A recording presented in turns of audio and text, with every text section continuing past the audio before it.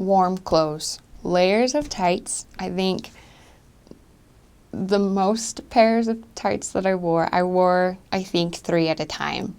So even if you buy the super thermal ones, you'll probably still end up wearing at least 2 pairs of tights. So be prepared to have tights. And, I feel like a lot of sister missionaries worry and want to look cute. They don't want to have just rags of clothes. There is a way of layering and making sure you're warm and still looking presentable. But that's not your top priority. So just make sure you have plenty of clothes that you can layer, because it is freezing over there. Make sure to have solid boots. Boots that come up above the ankles. Just because when you're biking, water splashes around, and so if it's up above the ankle, water has a harder time getting into your shoe.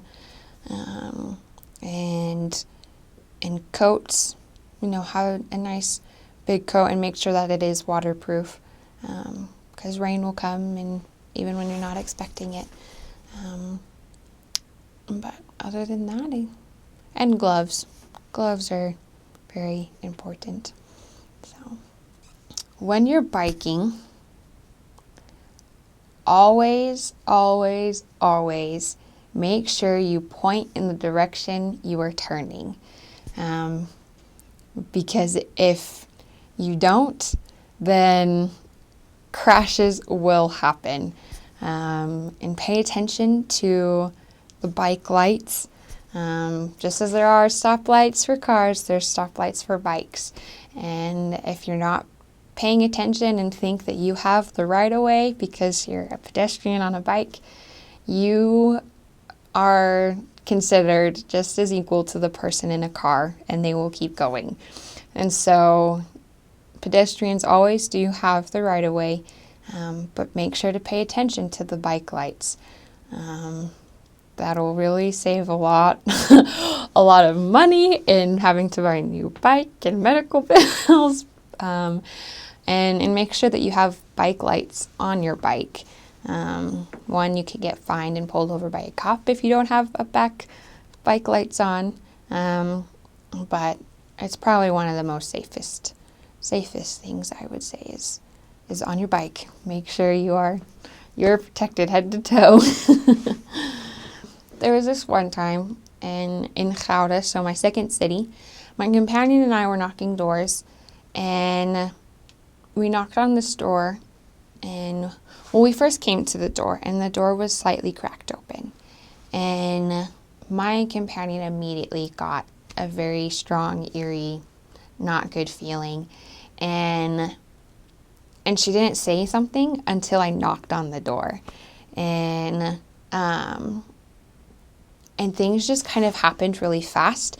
This man came to the door, and so he was Russian, or I believe and remember he was Russian, and he welcomed us in, and I heard a woman's voice, so I assumed that there was another person there, that there was a woman there, because she was talking to him, and so we go in, and my companion was behind me, but she left the front door open. She didn't close the front door. And we go in, and there's just stuff everywhere. You turn, and in this room, there's just a room full of bikes. And I actually had my bike stolen the week before.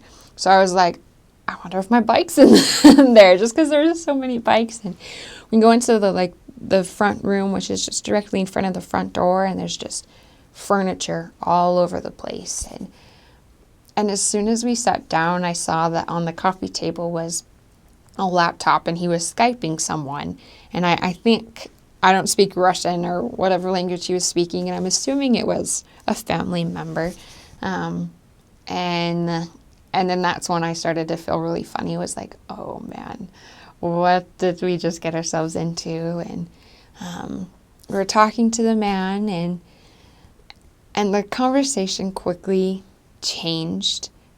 He wasn't really listening to what we were having to say. He turned his chair and was looking directly and talking directly to me as if my companion wasn't even there. And he started asking me about that if I was married and all these other different things, and asked if, what I was doing, and that I was more than welcome to come and stay at his place, and that he wanted to be friends. And it was very weird, and his computer kept popping up with all these different messages and all these things from someone he was talking to, and they were very rude messages about women and all these different things, and so immediate, like just these flares were just going off, and I just felt very stuck, not knowing how to handle the situation and not knowing how to leave, and so I finally kind of put my foot down and stood up and said, okay, we have to go, and we left. And I felt really bad. My companion was really upset with me. and so that was really scary to have him be so okay with having us there and with trying to talk to us and talking about these things, and so that was just a very scary moment of who knows what could have happened. And things like that don't happen all the time. That's a reason why there's a rule that you don't go into the home unless there's someone of the opposite gender there with them. And that was wrong for me to assume that there was someone there when, I heard them clearly talking to each other, but without confirming. And so, that was something that was really startling with walking out and being like, oh my goodness, like we have no idea what could have happened. And so sometimes, there's things that come up of especially with sister missionaries, that there's stalkers or things of that sort, but it's not like it happens all of the time. I feel like a lot of times you hear it a lot and people get fixated on that, but it doesn't happen as much as people make it out to sound like it does. And so we just went and got ice cream afterwards and shook it off.